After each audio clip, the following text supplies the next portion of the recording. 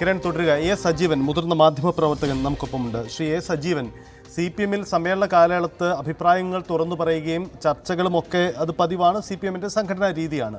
പക്ഷേ ഇത്ര പരസ്യമായി ഈ തരത്തിലേക്ക് വരുന്നത് ഒരു ഇടവേളയ്ക്ക് ശേഷം ഇതാദ്യമാണ്. കൊഴിഞ്ഞാമ്പാറയിൽ സമാന്തരമായ കമ്മിറ്റി രൂപീകരണവും ഓഫീസ് ഉദ്ഘാടനവും സമ്മേളന നടത്തിപ്പും ഒക്കെ നമ്മൾ കണ്ടു. പാലക്കാടിൻ്റെ മറ്റിടങ്ങളിലും അതുണ്ട്. ഏറ്റവും ഒടുവിൽ പത്തനംതിട്ടയിലും റിപ്പോർട്ടിലെ പരാമർശത്തെ തുടർന്ന് കടുത്ത പ്രതിസന്ധി രൂപപ്പെടുകയാണ്. CPM-ൽ പതിവില്ലാത്ത സംഘടനാ പ്രതിസന്ധി ഇക്കാര്യത്തിൽ താങ്കൾ കാണുന്നുണ്ടോ? അങ്ങനെ കാണാൻ കഴിയുന്നുണ്ടോ? തീർച്ചയായിട്ടും കമ്മ്യൂണിസ്റ്റ് രീതിക്ക് വിരുദ്ധമായിട്ടുള്ള കാര്യങ്ങളാണ് ഇപ്പോൾ കാണുന്നത്.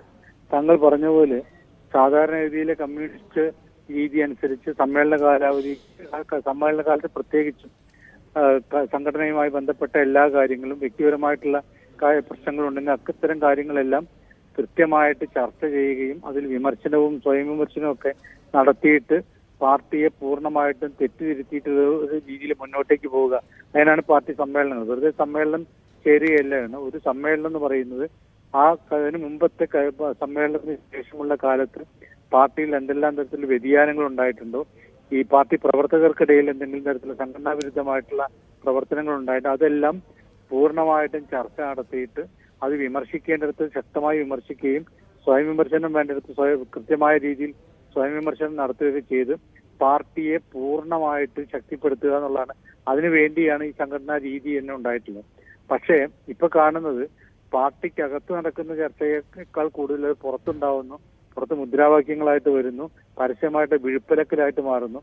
ഒരിക്കൽ പോലും കമ്മ്യൂണിസ്റ്റ് രീതി അനുസരിച്ച് വിഴുപ്പലക്കൽ പാടില്ല. അത് ചർച്ച ചെയ്ത് വിമർശനങ്ങളുണ്ട്, വിമർശനം ഉൾക്കൊള്ളുകയും അത് തിരുത്തേണ്ടതുണ്ട്, തിരുത്തുകയും ചെയ്യുന്നതിന് പകരം ഇപ്പോൾ വളരെ ശക്തമായ രൂപത്തിൽ നാട്ടുകാർക്കിടയിലും നാണം കെടുന്ന രൂപത്തിലാണ് കമ്മ്യൂണിസ്റ്റ് സംവിധാനത്തെ പൂർണ്ണമായിട്ട് അപഹസിക്കപ്പെടുന്ന രീതിയിലാണ് സംഘടനാ രീതിയെ പൂർണ്ണമായിട്ടും തള്ളിക്കളയുന്ന രൂപത്തിലാണ് ഇപ്പോൾ കാര്യങ്ങൾ നീങ്ങുന്നത്. അതിന് കാരണം ഈ കമ്മ്യൂണിസ്റ്റ് തത്വങ്ങളിൽ നിന്നും പാർട്ടിയിലെ പ്രവർത്തകര് വ്യതിചലിക്കുന്നുള്ളതാണ്. അതായത് ഇത്തരം കാര്യങ്ങൾ ഇപ്പൊ ഉന്നയിക്കപ്പെടുന്ന പല ആരോപണങ്ങളും ഈ പാർട്ടി പ്രവർത്തകര് നടത്തുന്ന സ്വജനപക്ഷപാതം, അഴിമതി തുടങ്ങിയുള്ള കാര്യങ്ങളാണ്. ഇത്തരം കാര്യങ്ങൾ ഉണ്ടാകുന്ന അത് വിമർശിച്ചു കഴിഞ്ഞാൽ കഴിഞ്ഞ ദിവസങ്ങൾ നമ്മൾ പല പാർട്ടി പ്രവർത്തകരും മുദ്രാവാക്യം വിളിച്ച് ജനങ്ങൾക്കിടയിൽ പരസ്യമായി പറഞ്ഞ കാര്യം, ഞങ്ങൾ എന്തെങ്കിലും വിമർശിച്ചു കഴിഞ്ഞാൽ ഞങ്ങൾ ഒറ്റപ്പെടുത്തുകയും പാർട്ടിയിൽ നടപടികളിലേക്ക് കൊണ്ടുപോവുകയും അങ്ങനെ ആ രീതിയിലേക്ക് പോകുന്നത് കമ്മ്യൂണിസ്റ്റ് വിരുദ്ധമായ കാര്യം. അത് കമ്മ്യൂണിസ്റ്റ് വിരുദ്ധം തന്നെയാണ്, സംശയമില്ല. ഒരു കമ്മ്യൂണിസ്റ്റ് എന്ന് പറഞ്ഞു കഴിഞ്ഞാൽ വിമർശനങ്ങൾ ഉൾക്കൊള്ളുകയും തന്റെ ഭാഗത്ത് തെറ്റുണ്ടെങ്കിൽ തിരുത്തുകയും ചെയ്യേണ്ട ആളാണ്. അത് ഉണ്ടാവുന്നില്ലെങ്കിൽ സ്വാഭാവികമായിട്ടും അത് സംഘടനാ വിരുദ്ധമായ കാര്യമാണ്. ഇത് കമ്മ്യൂണിസ്റ്റ് വിരുദ്ധമാണ്. ഇപ്പൊ നടക്കുന്നത് എന്തായാലും ഒരിക്കൽ പോലും നമുക്ക് CPM-ലാണെങ്കിലും CPI-യിലാണെങ്കിലും ഏത് കമ്മ്യൂണിസ്റ്റ് പാർട്ടിയിലാണെങ്കിലും അനുവദിക്കാൻ പാടില്ലാത്ത കാര്യമാണ്. ശ്രീ സജീവൻ, MV ഗോവിന്ദനെ സംബന്ധിച്ച് അദ്ദേഹത്തിന്റെ ആദ്യ ദൗത്യമാണ് ഒരു വലിയ പൂർണ്ണാർത്ഥത്തിലുള്ള സമ്മേളനം നടത്തിപ്പ്.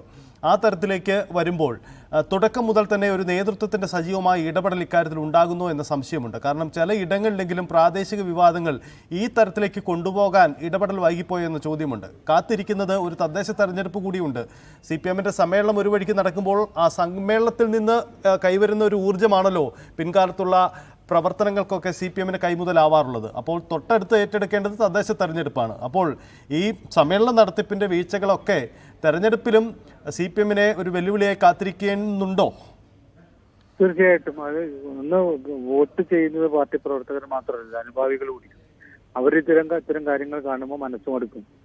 അത് സ്വാഭാവികമായിട്ടുള്ള കാര്യമാണ്. കാരണം ഇത്തരത്തിൽ ഒരിക്കൽ പോലും പ്രതീക്ഷിക്കാൻ പാടില്ലാത്ത രൂപത്തിലുള്ള തമ്മിൽ തല്ല് അതുണ്ടാകുമ്പോൾ സ്വാഭാവികമായിട്ടും ഇത്തരത്തിലുള്ള വോട്ട് ചെയ്യുന്ന അനുഭാവികൾക്ക് അല്ലെങ്കിൽ നിഷ്പക്ഷരായിട്ട് നിൽക്കുന്ന ആളുകൾ, കുറെ കൂടി ഇവരാണ് നല്ലതെന്ന് വിചാരിക്കുന്ന ആളുകൾക്കൊക്കെ മനസ്സ് മടുക്കുന്നൊരവസ്ഥയുണ്ടാകും.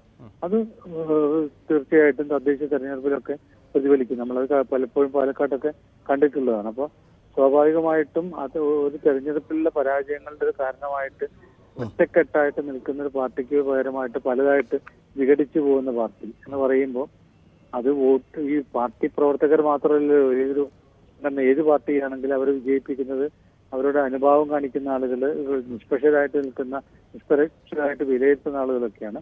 സ്വാഭാവികമായിട്ട് അവർക്കുണ്ടാവുന്നൊരു പ്രതിഫലനം, അവരുടെ മനസ്സിലുണ്ടാവുന്ന പ്രതിഫലനം വോട്ട് എതിർ വോട്ടായിട്ട് മാറാനുള്ള സാധ്യത വളരെ കൂടുതലാണ്. യെസ്, വളരെ നന്ദി എ സജീവൻ.